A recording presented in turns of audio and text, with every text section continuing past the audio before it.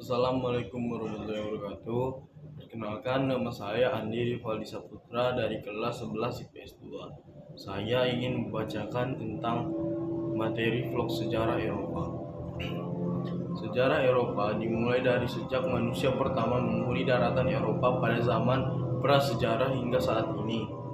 Untuk prasejarah Eropa, manusia mulai masuk ke Eropa pada zaman Batu Tua atau zaman Paleolitikum.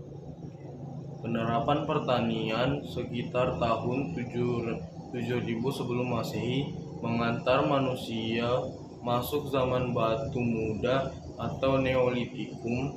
Neolitikum di Eropa berlangsung selama 4000 tahun bersamaan dengan tersebarnya budaya penggunaan logam ke seluruh benua. Kemajuan teknologi selama zaman prasejarah datang melalui orang-orang Mediterania, menyebar secara bertahap ke arah barat laut. Beberapa peradaban paling terkenal dari prasejarah Eropa adalah peradaban Minoa dan Mykenae yang berkembang selama zaman perunggu sampai keruntuhan zaman perunggu. Dalam waktu yang singkat, sekitar tahun 1200 sebelum Masehi, periode dalam sejarah Eropa yang dikenal sebagai era klasik dimulai dengan munculnya negara kota Yunani kuno.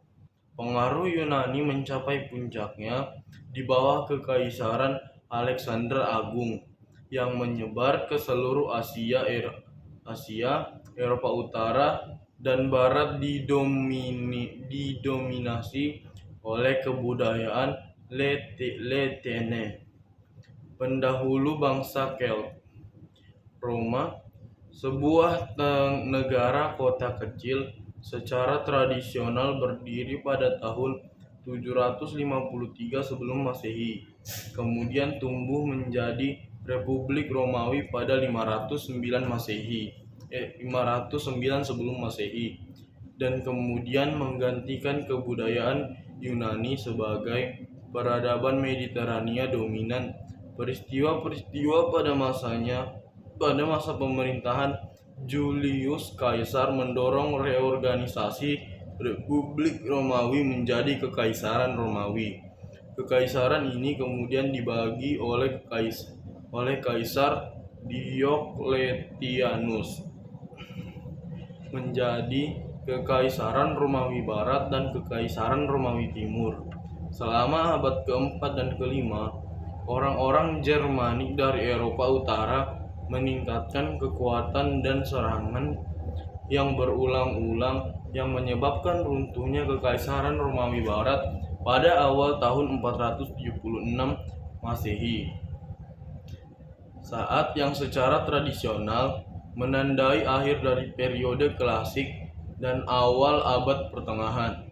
Selama abad pertengahan, Kekaisaran Romawi Timur bertahan meskipun sejarawan modern menyebut negara ini sebagai Kekaisaran Bizantium. Di Eropa Barat, bangsa Jermanik menduduki bekas wilayah kekuasaan Kekaisaran Romawi Barat dan mendirikan kerajaan dan kekaisaran mereka sendiri. Dari semua bangsa Jermanik, suku Frank naik ke posisi hegemoni atas di Eropa Barat. Kerajaan Prancis sementara Franka Timur akan berevolusi menjadi Kekaisaran Romawi Suci, cikal bakal Jerman modern.